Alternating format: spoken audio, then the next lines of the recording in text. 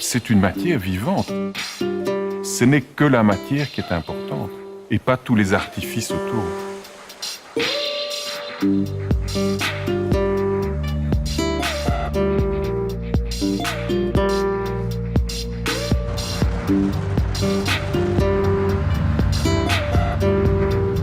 La vie de la plante du lin, c'est 100 jours, je dirais, de réflexion et d'observation.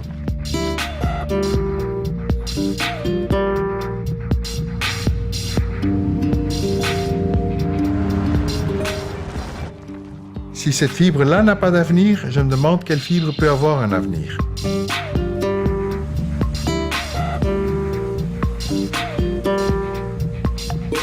Ça demande de l'amour, le lin. Ça demande de le comprendre, genre, ne m'apprivoise pas qui veut. Hein. Le lin, c'est pas niais, quoi. Il y a un tas de matières qui sont niaises. Ah, c'est tout doux.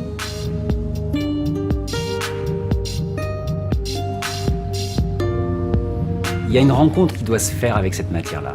Et c'est possible de le faire. C'est quelque chose qui passe dans une espèce de rapport d'intimité avec un toucher, un aspect et le mot. Le mot lin est un... Voilà, ça sonne.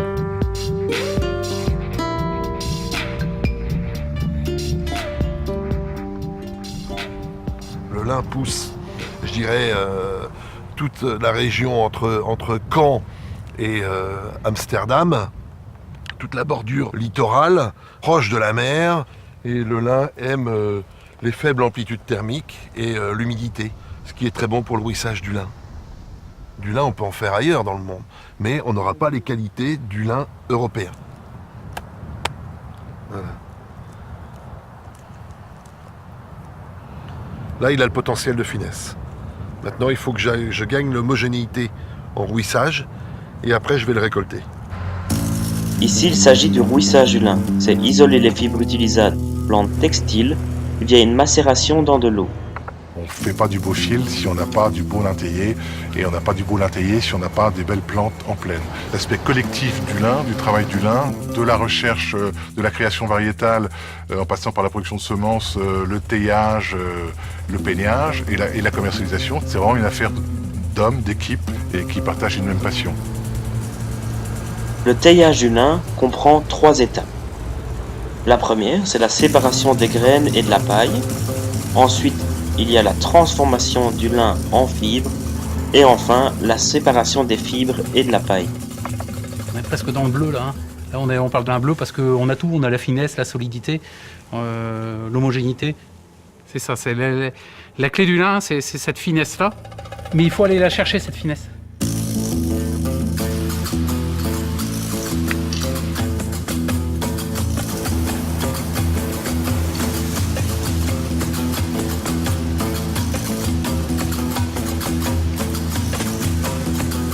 Le peignage, quant à lui, comporte 2 étapes. Éliminer les morceaux de paille restants et enfin, séparer les fibres entre elles.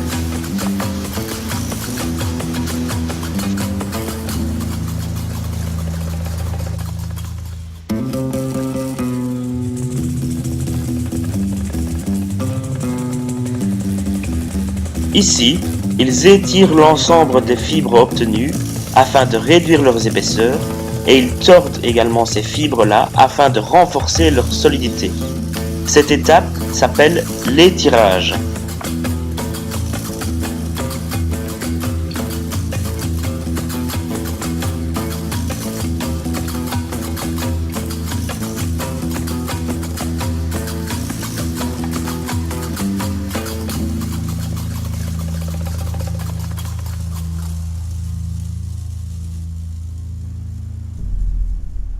Filer le lin, c'est de l'expérience. On donne au fond que un travail mécanique sur la fibre. On n'ajoute pas de chimie, on n'utilise pas d'huile à filer, rien du tout. Je tiens à cette fibre parce que j'y crois. C'est toute la filière au fond qui doit se mettre derrière l'avenir de la fibre.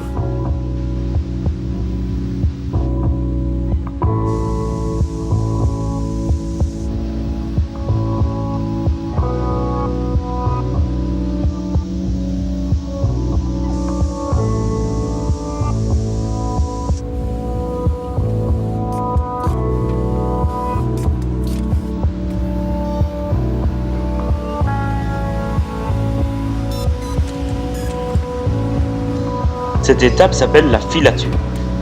La filature, c'est la transformation de l'ensemble des fibres en fils fins et homogènes.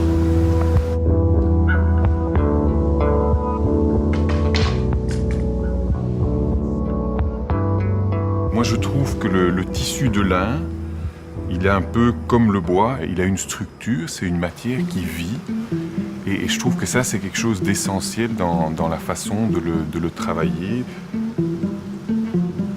Ce que nous faisons, c'est par la recherche, par les nouvelles techniques de production, on parvient à faire des tissus qui sont tout à fait différents. Il était inimaginable d'aller enduire des tissus avec des coatings argentés ou avec des... Donc petit à petit, on parvient à le décliner de façon tellement différente, c'est que ça ajoute d'autres dimensions au produit.